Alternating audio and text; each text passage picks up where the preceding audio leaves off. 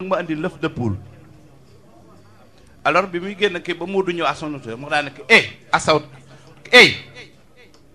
xoolal yaa gën a cancre fii dama ne la ngoon bu yoo ñëw nag ma andi l'œuf de poule. Tu as bien compris? mu ne oui monsieur. génn alors pour ne pas oublier muy daw di ko kii l'œuf de poule l'œuf de poule l'œuf de poule.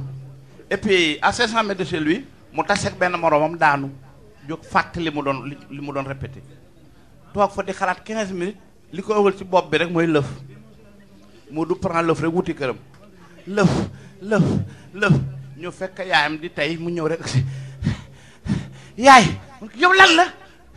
suñu maître nee na kuy jàng si ngoon lan la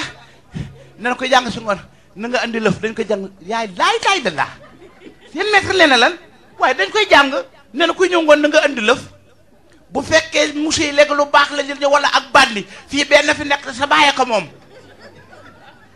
alors Moodu di jooy ba jàng weesu maam ji dégg ko fële xam nga maam yi ñoom lu jóg rek foog ne ñu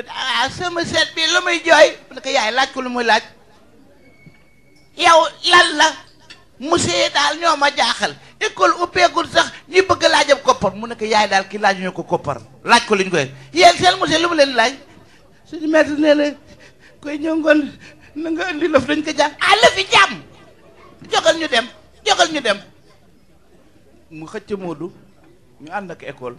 mu ñëw fëgg bunt bi kon maître bi daal di génn salaamaaleykum ne ko bonsoir